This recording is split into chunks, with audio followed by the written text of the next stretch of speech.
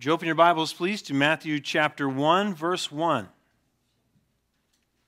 One of the greatest disappointments of my young life took place when I was about 13 and living in equatorial Africa.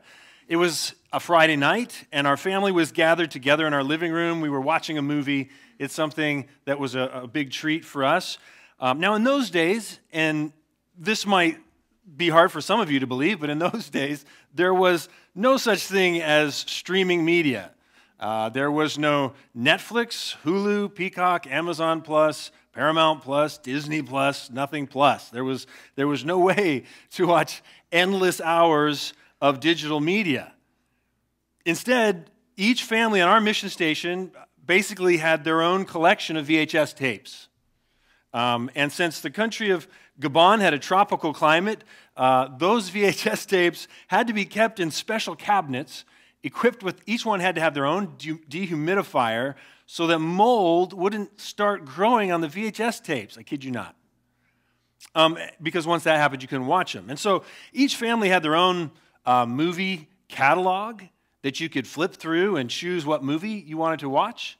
The movies were listed by number in the catalog and organized either by genre or by alphabetical order. And so once you got the number of the movie that you wanted to watch from the catalog, you then searched through the VHS tapes in the cabinet for the corresponding number, stickered on the tape, and then you were off to the races. And if no one else was borrowing that movie already, you signed it out and you took it home and watched it. In other words, everyone's house was basically a mini Blockbuster. And if you're under 40, you won't understand that reference either, so never mind. Well, when someone arrived with a new movie from America, it was always a big deal. It was like Christmas in July, and since it was always like July, it didn't matter when that new movie came. It was like Christmas in July. It was amazing. Every household wanted to borrow that new movie. Every household wanted to watch it first. And so when we heard that someone had brought a brand new movie called Back to the Future, we were all pretty excited to have our turn to watch it.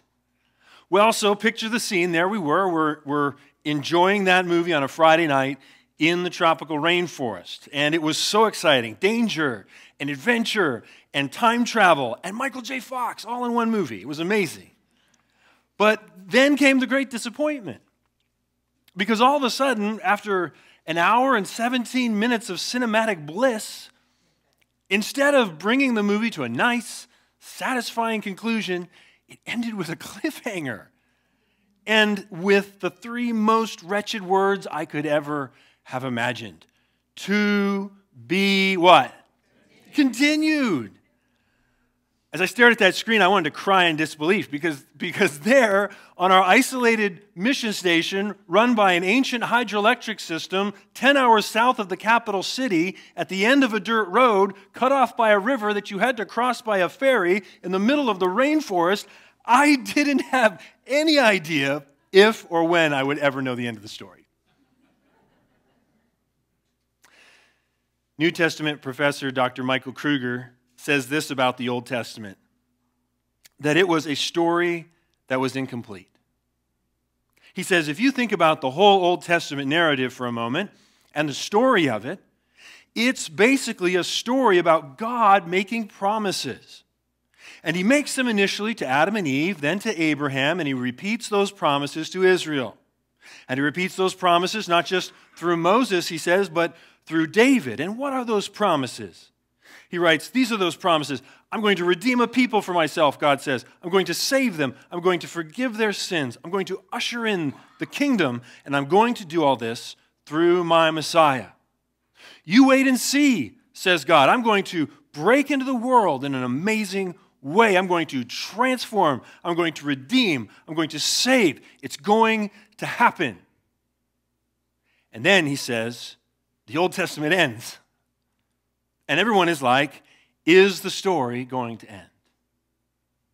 New Testament scholar N.T. Wright confirms this cliffhanger vibe when he says this about the Jews who read the completed Old Testament. He says this, the great story of the Hebrew Scriptures was therefore inevitably read in this time period as a story in search of a conclusion. In Romans 8, 24 and 25, Paul says this, Now, hope that is seen is not hope. For who hopes for what he sees? But if we hope for what we do not see, we wait for it with patience.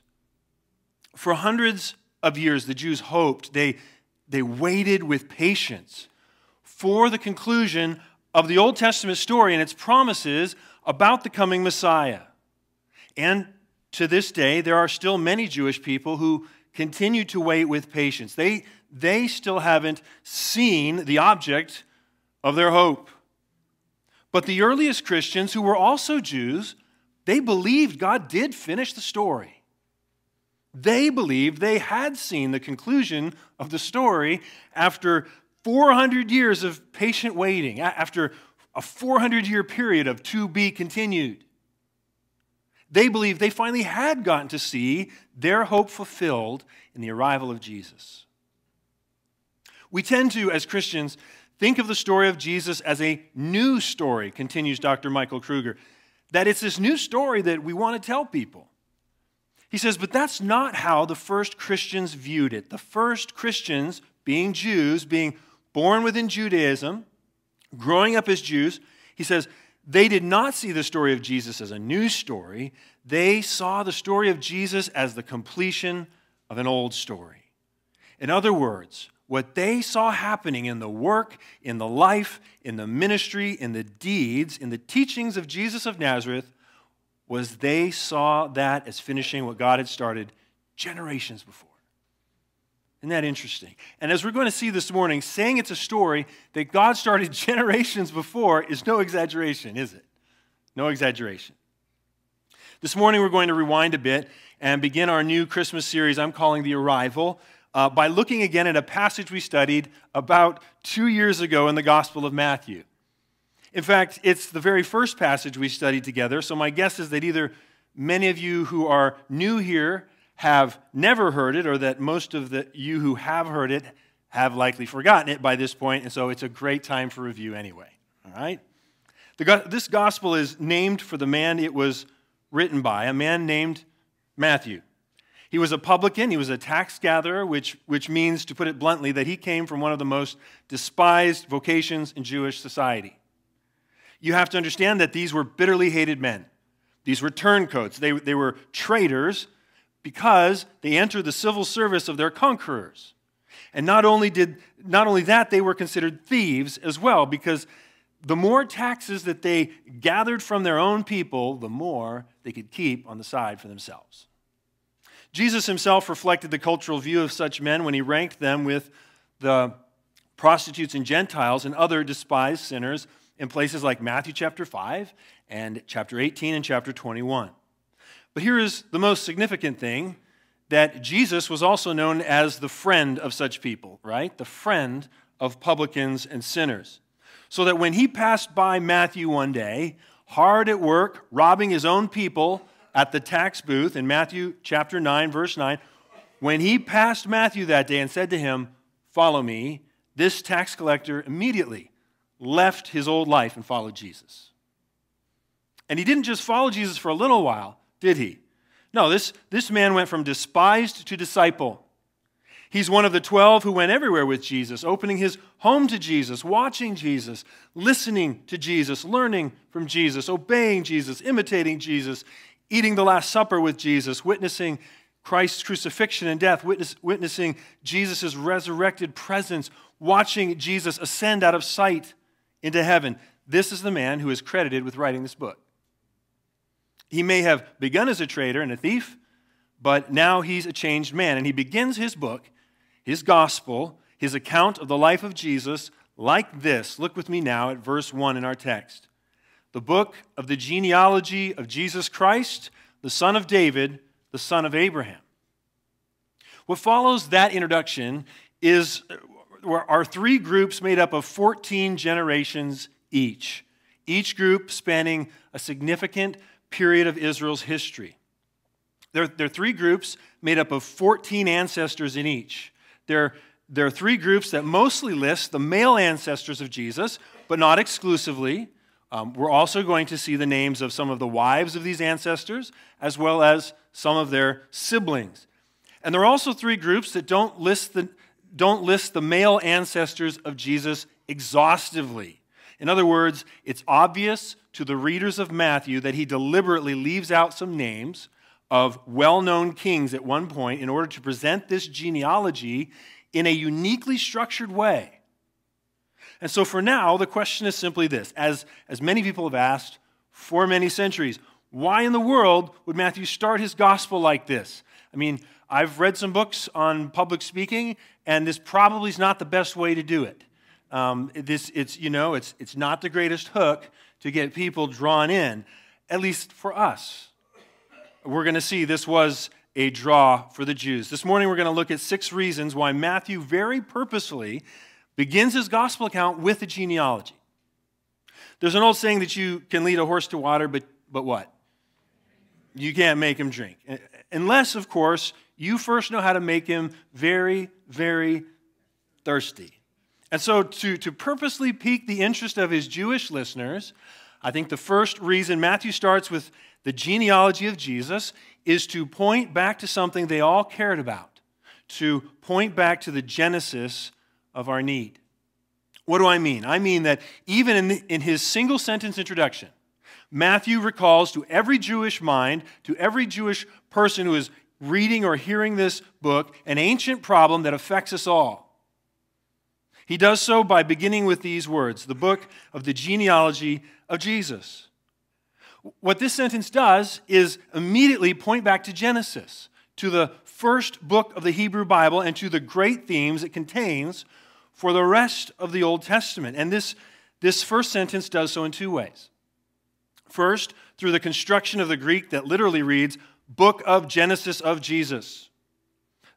And second, because that sentence itself in Matthew, where he has it positioned, is at the very beginning of the New Testament, as if to be an intentional echo of another sentence also positioned near the very beginning of the Old Testament.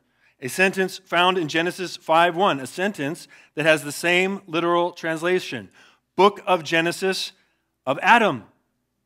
Or, as it's usually translated, this is the book of the generations of Adam.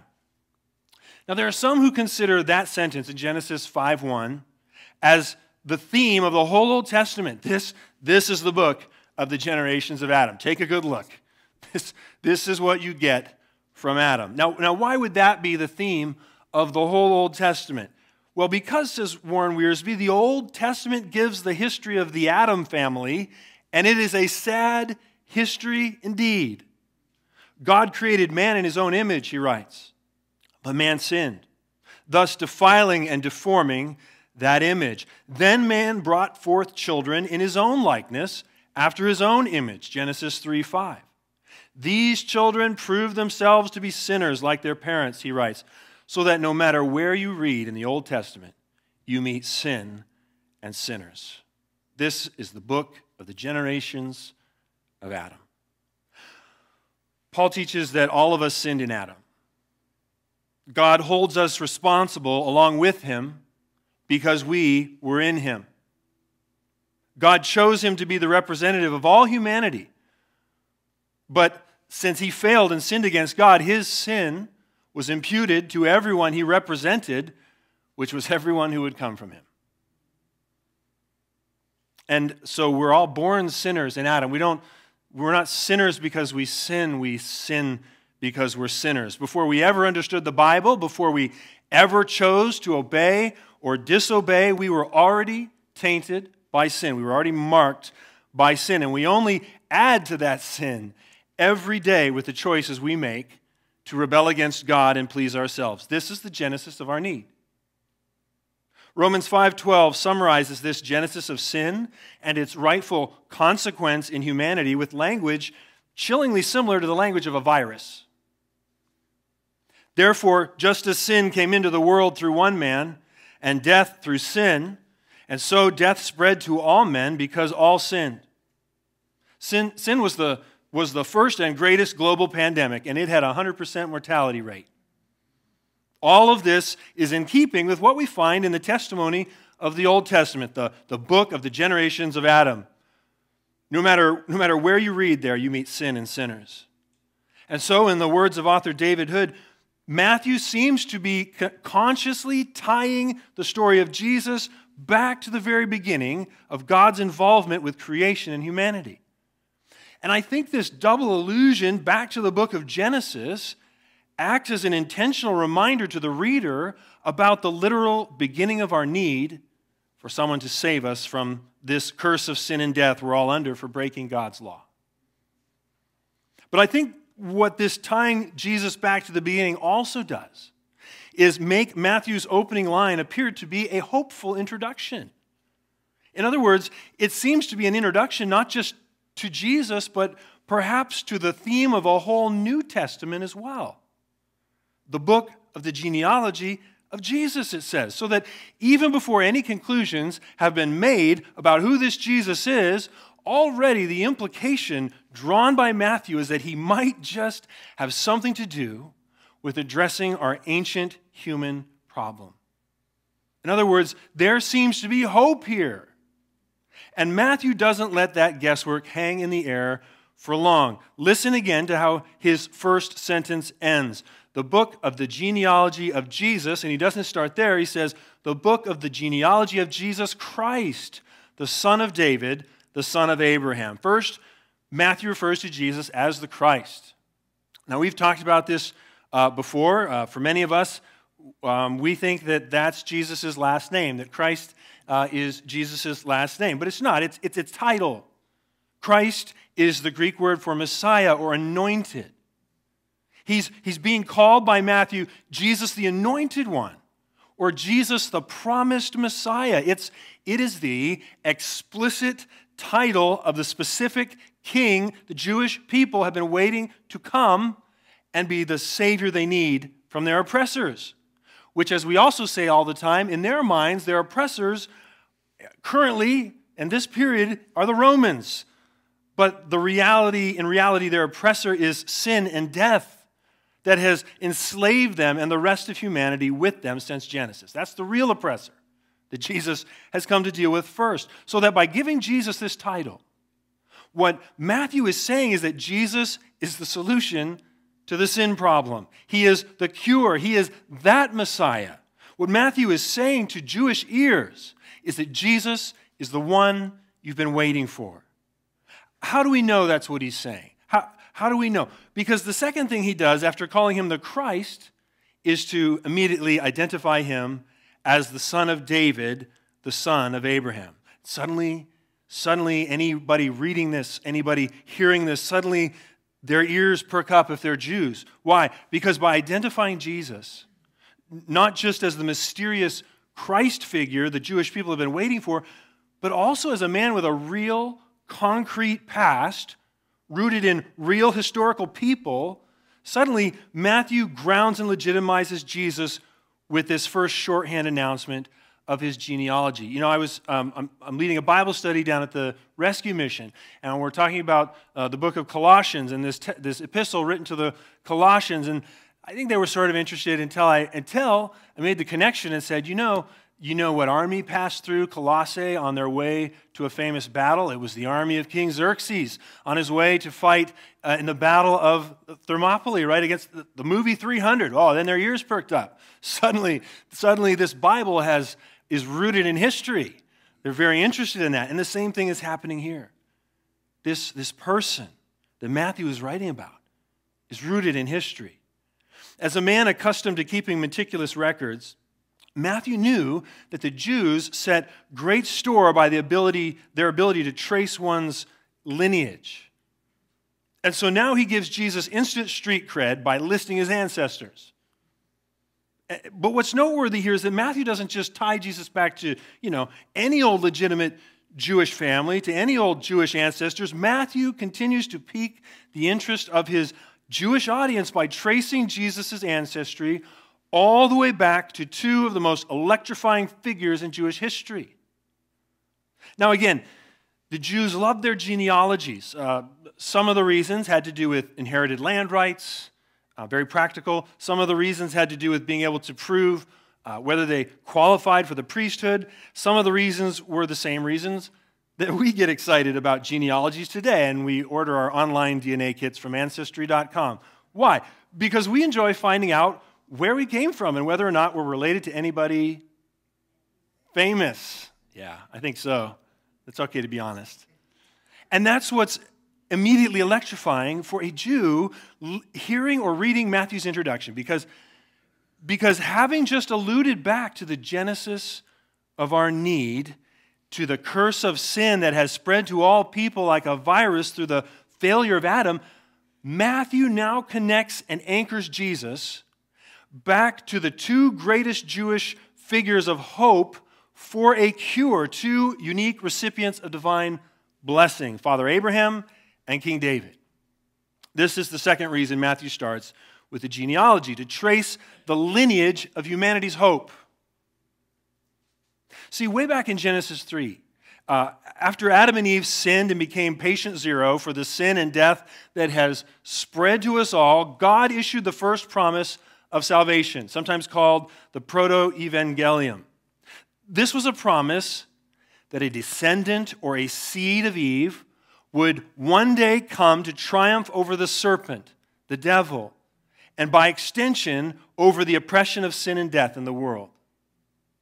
Gareth Crossley writes that this prophecy concerning the seed, a descendant or descendants, is the other reason why genealogies and ancestral lines are given such prominence in Genesis. I mean, so yes, as Wiersbe has said, the genealogies of the Old Testament, yes, they give us the history of the Adam family, and it's a sad history indeed. Yes, it's true that no matter where you read in the Old Testament, you meet sin and sinners, but that's not all those genealogies are for. Those genealogies were not just meant to chronicle the ongoing victims of sin, they were also meant to track the hope of that first promise. And so, as we read the Old Testament, we're able to trace this promise of a coming Savior descendant. We're able to trace this lineage of humanity's hope like a scarlet thread woven down through the generations. From Adam and Eve down to Noah, from Noah eventually down to a man named Abraham, and to Abraham God promises, kings shall come from you. Genesis chapter 17. There's even the promise that in your offspring shall all the nations of the earth be blessed.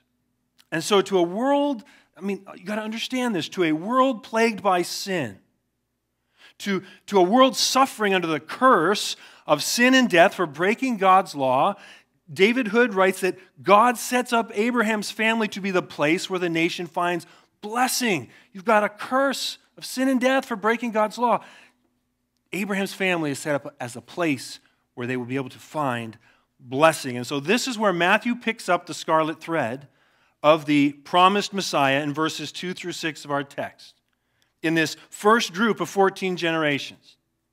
I'm not going to do as good a job as Kevin here, but Abraham was the father of Isaac, and Isaac the father of Jacob, and Jacob the father of Judah and his brothers. Verse 3, and Judah the father of Perez and Zerah by Tamar, and Perez the father of Hezron, and Hezron the father of Ram, and Ram the father of Amminadab, and Amminadab the father of Nahshon, and Nahshon the father of Salmon, and Salmon the father of Boaz by Rahab, and Boaz the father of Obed by Ruth, and Obed the father of Jesse, and Jesse the father of David the king. At last, right? At last, it's in David that this scarlet thread, that this lineage of hope finally becomes a royal lineage. God had promised Abraham that kings shall come from you. And through Jacob, God had promised that the scepter shall not depart from Judah. And now, to this descendant of Abraham and Judah, to David the king, the last generation listed at the end of that first group, to David, God again repeats a special promise of a special descendant in 2 Samuel chapter 7. This is what, speaking to King David, God says this, not in our text, but in 2 Samuel chapter 7. When your days are over and you rest with your ancestors, I will raise up your offspring to succeed you, your own flesh and blood, and I will establish his kingdom. He is the one who will build a house for my name, and I will establish the throne of his kingdom forever. I will be his father, he will be my son. Listen to what Dr. Michael Kruger, who I quoted at the beginning of the sermon, listen to what he says at this point. When we look into some of the New Testament writings, he says, we can see evidence that they think they're finishing the Old Testament story. A good example of this is the Gospel of Matthew. The Gospel of Matthew is the very first book in the New Testament, and as we know, it starts with a genealogy. Now, he says, you may not realize this, but the last book in the Old Testament canon in the days of Jesus was probably not Malachi. We don't know exactly for sure the order of the books in the Old Testament canon from the days of Jesus, but the best bet we can conclude is that it was probably Chronicles. Now, what's interesting about Chronicles, he says, is that guess what it starts with? A genealogy. And it starts with a genealogy about who? He says, David. And what does Matthew start with? He writes, the first book in the New Testament canon, a genealogy. And what is it about, he asks? The son of David. What you have here, he says, is the last book of the Old Testament canon and the first book of the New Testament canon linking together on what point? On what point? Namely, that Matthew views himself as writing the last chapter. And this is why Matthew goes on to trace David's offspring all the way to Jesus in verses 6 through 16. He's telling his Jewish audience that he's finishing the Old Testament story. That's what he's telling them. Now, as we said, he doesn't trace all of David's offspring, just those who were the rightful kings. For instance, King David had many sons, didn't he? He had many sons. But Matthew traces the genealogy through David's son Solomon, who succeeded him as king, rather than following the lineage, for instance, of David's oldest son, Nathan. And a Jewish reader would have recognized all this as they're listening, just as they would have recognized that for this genealogy to end at Jesus, and for him to then be called the son of David and the son of Abraham, right, immediately after being given the title of Messiah, well, they would have recognized this as a clear claim by Matthew that Jesus was the offspring promised to Abraham through whom the nations would be blessed, and the offspring promised by God who would sit on David's throne forever. R.C. Sproul says, this title for Jesus, Son of David, is used more by Matthew than by any other gospel writer, because the Messiah was to come from the loins of the greatest king of the Old Testament. He would be the seed and lineage of David. In the words of J. Vernon McGee, the line of Abraham places Jesus in the nation, and the line of David puts him on the throne. Puts him on the throne. In other words, Jesus is in the royal line of rightful kings, the line from which this promised Messiah was going to come. And Matthew has just claimed Jesus is both that Messiah and he is that king.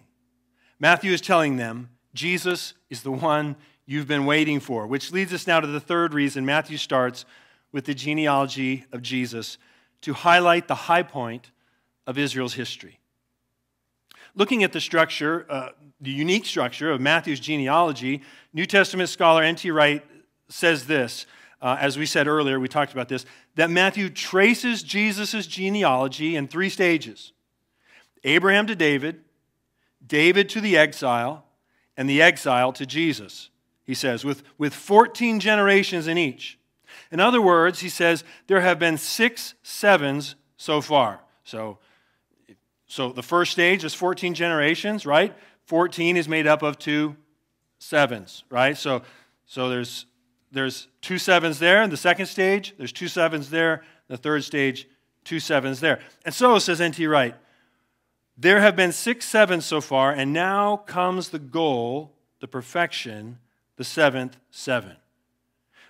What you have to understand for the Jews, hearing this or reading this genealogy arranged in this way, is that a light would have gone on in their minds as they heard this, because the numbers matter.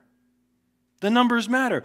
Being aware, first of all, that Matthew is intentionally omitting several generations in order to maintain the symmetry of 14 across these 3 groups or these 3 stages of Israel's history, the Jewish listeners almost certainly would have picked up that he was trying to communicate something deliberately symbolic. He's trying to communicate something. And I think N.T. Wright is probably onto something when he says the numbers that really matter here are all the sevens. Remember, for the Jewish person, the number 7 represents perfection, the fullness of blessing, the apex of maturity, completion. 7 shows up everywhere in the Hebrew Scriptures, in the Hebrew Bible.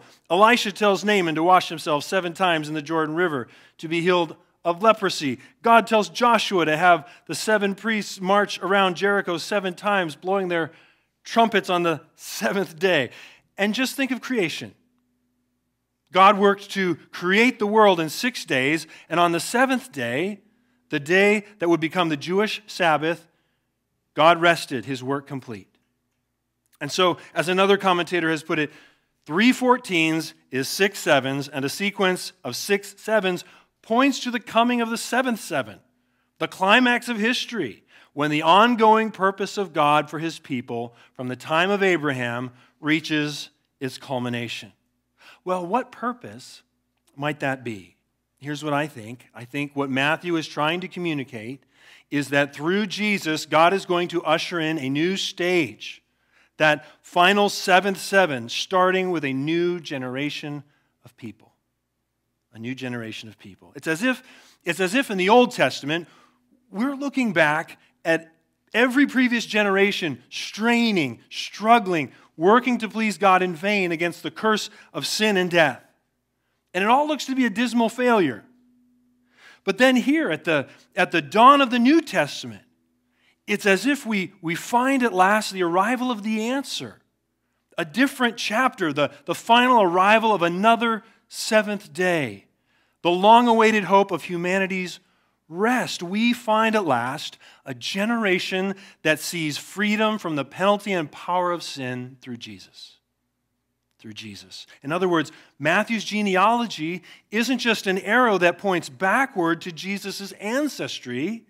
No, like the genealogy in the opening chapters of Genesis, this Genesis of Jesus is also an arrow that points forward to Jesus' spiritual progeny, to all the generations of God's people who have or who will come through him. Through him. And all of this makes Jesus the high point of Israel's history. He's the one they've been waiting for. Now quickly, when you go through this genealogy, there's so much we could talk about. There's lots of controversial stuff about the genealogy itself. We don't have time to talk about that. Some people will object and say Jesus can't be the prophesied Jewish Messiah. He can't be the rightful king. He can't be the one they've been waiting for because, as we'll read near the end of this genealogy, it only goes down to Joseph by blood. In other words, it can't be passed down to Jesus because Jesus wasn't actually Joseph's natural biological son. Well, maybe you never thought of that. I guess that's a problem. So they'll say, if you want to hold on to the virgin birth, if you want to insist that that really happened, they'll say, this is what you have to give up. So how can Jesus be the rightful king if Joseph wasn't his biological father?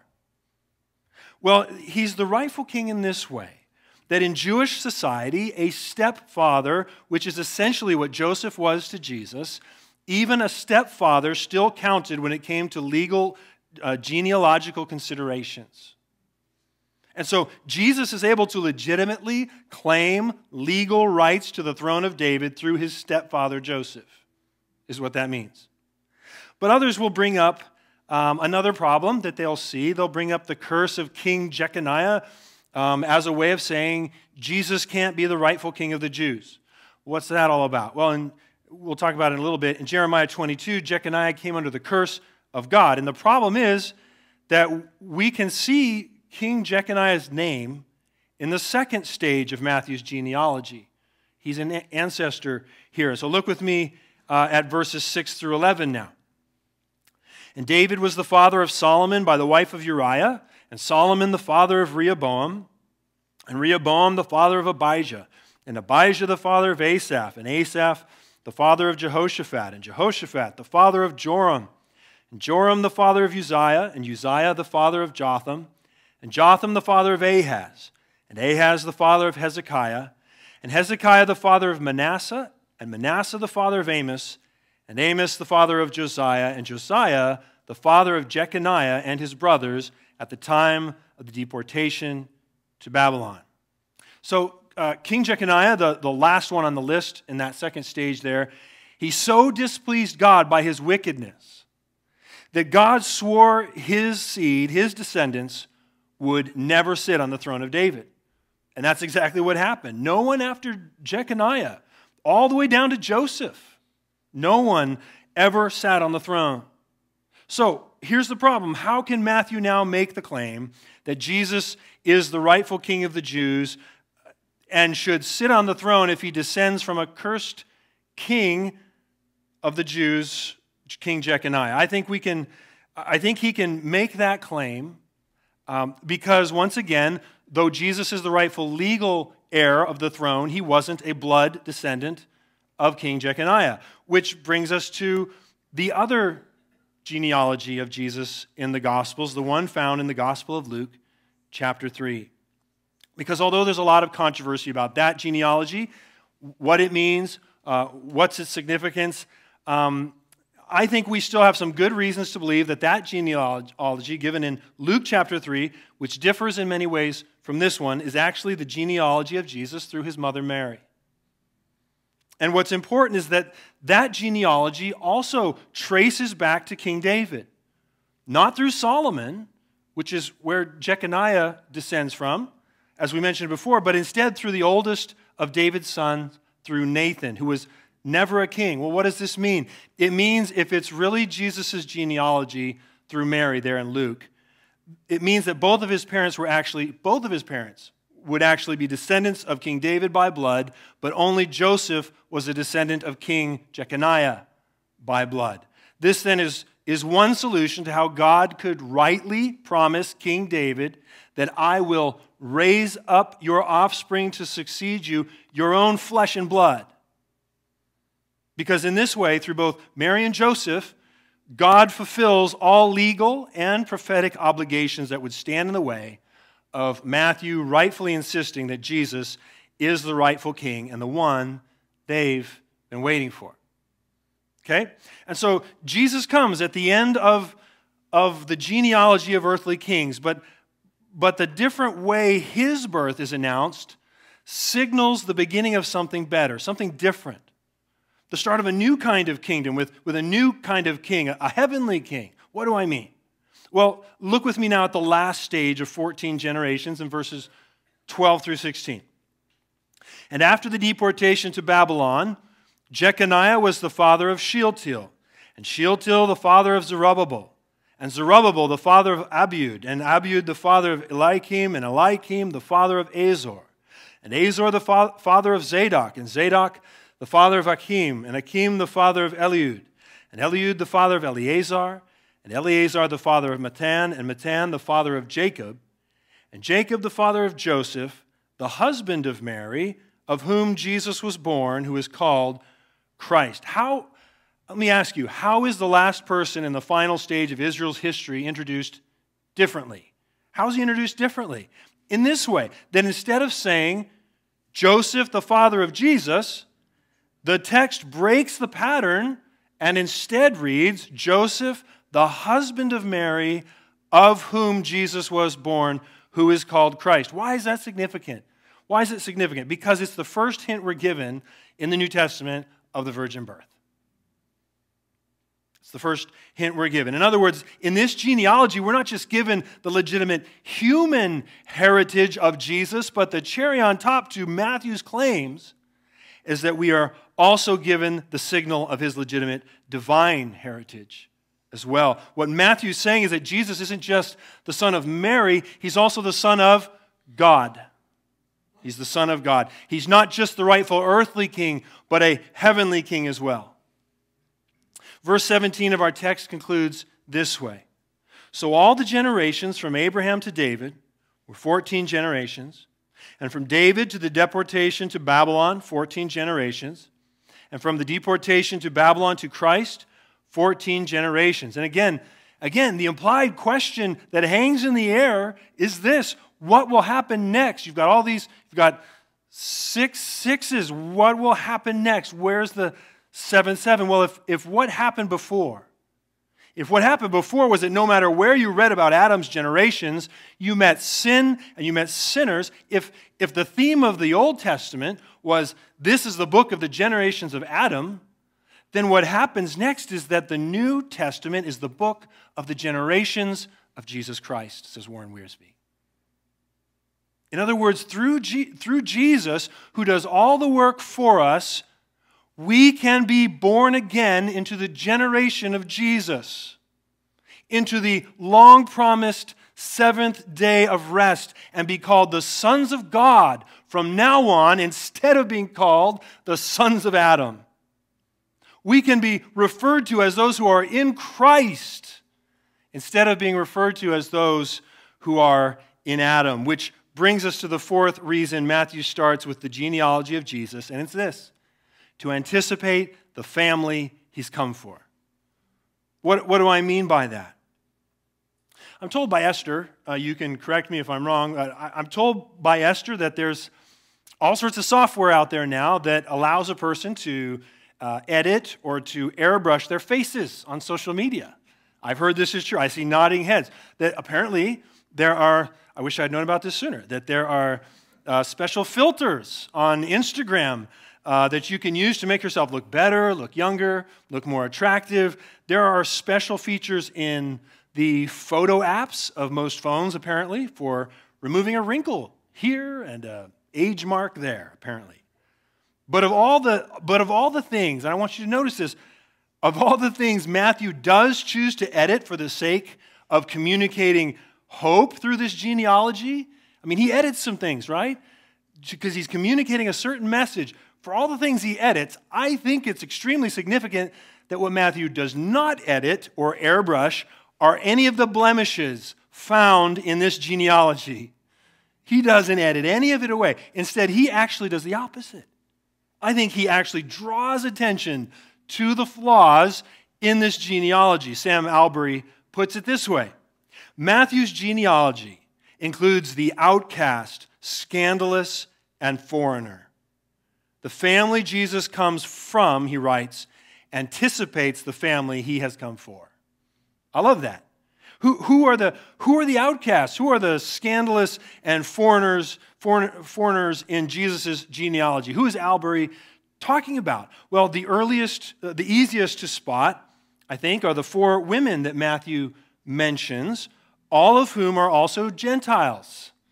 That's significant. 2 were Canaanites, 1 was a Moabite, and the 4th was a Hittite. Those would be Tamar in verse 3, Rahab in verse 5, Ruth in verse 5, and Bathsheba in verse 6. And so the irony here is thick, right? Because for a nation that prides itself on racial purity, here are 4 foreign women in the most important Jewish bloodline of all. But that's not the only reason that they're scandalous. They're scandalous in some cases simply for what they reveal about the men who are supposed to be the heroes of the story. Tamar's story is scandalous because she dresses up as a prostitute and bears children by her unjust father-in-law, none other than the very important Judah, of whom God had said, "The scepter shall not depart from Judah." Rahab's story is scandalous because if she's the Rahab from the book of Joshua, she'd once been a prostitute in the enemy city of Jericho before saving 2 of Israel's spies and defecting to the other side. Ruth's story is scandalous only because, if anything, she shines through as being more godly and more virtuous than any of the Jewish women in her story. And Bathsheba's story is scandalous, not so much because of her, but more so because of King David's actions in relation to her. You'll notice, in fact, I don't know if you ever noticed this, Bathsheba's name isn't actually given in our text, as if to distance her somewhat from the scandal. She's referred to instead as the wife of Uriah, because I think Matthew wants to be clear that the lion's share of the guilt in that story rests with none other than our beloved King David for committing adultery with another man's wife and then for murdering that woman's husband. And Matthew doesn't airbrush any of it away. But why does he highlight them? Why give them so much attention? Was that really necessary? Why does he start with a genealogy that will reveal so much damaging dysfunction and sin in Jesus' family tree? For this fourth reason, we've said, to anticipate the family that Jesus has come to save. Because who did Jesus come to save? Remember, Jesus is the last Adam, and he came to earth to save the generations of Adam. That's us. That's us. We are the generations of Adam. We were born into the generations of Adam, and this made us sinners. But by a choice of faith, we can be born into the generation of Jesus Christ and become the children of God, says Warren Wiersbe. God had said to Abraham, in your offspring shall all the nations of the earth be blessed. And so Albury calls these foreigners in the line of Jesus down payments of God's promise. I like that. They're down payments of God's promise because the family Jesus comes from anticipates the family he has come for. But Jesus comes now to pay all that is owed. Jesus comes now as the fulfillment of all God's gracious promises to save Jews and Gentiles alike. As 2 Corinthians 1:20 tells us, all the promises of God find their yes in him. You know, I imagine this genealogy that Matthew is writing was a great comfort to a man like Matthew. Don't you think? To a former tax collector, to a publican and sinner. I mean, is it a comfort to you? It's a comfort to me. Is it a comfort to you to be reminded that Jesus isn't ashamed of the scoundrels, of the failures, of the outcasts, of the scandalous, and of the foreigners? Isn't it a comfort to you that he isn't ashamed to call such people friends?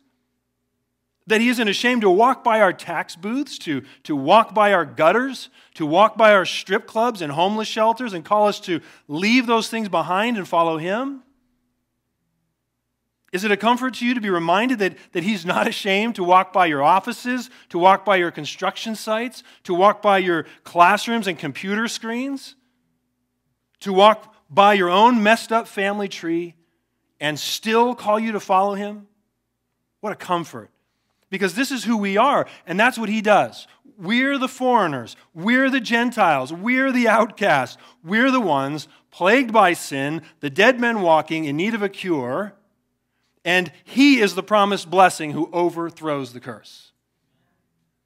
Which brings us now to the fifth reason. Matthew starts with the genealogy of Jesus to hint at the nature of Christ's victory over our sin. If you read this genealogy carefully, you'll notice that twice the normal formula, so-and-so, the father of so-and-so, is changed. 2 times it's changed to sound instead like this: so-and-so, the father of so-and-so, and his brothers. The first time this change occurs is with the scandalized Judah in verse 2. And the second time it occurs is with the scandalized king Jeconiah in verse 11, both of whom we've already mentioned. Both of these men have been trotted out as examples of failure. But both of these men, it could be argued, are also singled out as sacrificial leaders in the end. How so? How so? Well, Judah, the sleaze who sells his brother Joseph into slavery, the sleaze who denies his daughter-in-law Tamar a husband and then sleeps with her thinking she's a prostitute, that same Judah later repents when confronted with his sin by Joseph and becomes a hero when he volunteers to sacrifice himself so that his brothers can go free. Matthew lists him in the genealogy this way: Jacob, the brother of Judah, and his brothers. Similarly, and against all odds, the evil king Jeconiah, cursed by God so that none of his blood descendants would ever be king, even he appears to humble himself in the end and surrender himself and his family up to Babylon so that Jerusalem and his people might be spared. Matthew lists him in the genealogy this way: Josiah, the father of Jeconiah, and his brothers. Now, it's possible that his brothers there is only a reference to his 3 literal brothers. That's possible. But it could also mean more. Could it mean, asked David Hood, could it be that Matthew interpreted both these men as sacrificial leaders, flawed heroes who pointed to a descendant who would lay down his life for his brothers? Perhaps through their self-sacrificial acts, These flawed characters point us to the greater sacrifice of Jesus, who became a servant and laid down his life that others might go free. And I think they do point to Jesus. I think they do, because this is the good news about Jesus and what he did in his life and death and resurrection to make sure that even the vilest offender could be made a new creation, could experience a new generation, could be born again into the family of God. This is what Jesus did. He sacrificed himself that others might go free. The gospel, the good news, is that Jesus came to be the last Adam, to be your new representative, and that he lived the perfectly obedient life God demands of you. The life you could never live, having already been cursed in Adam for breaking God's law.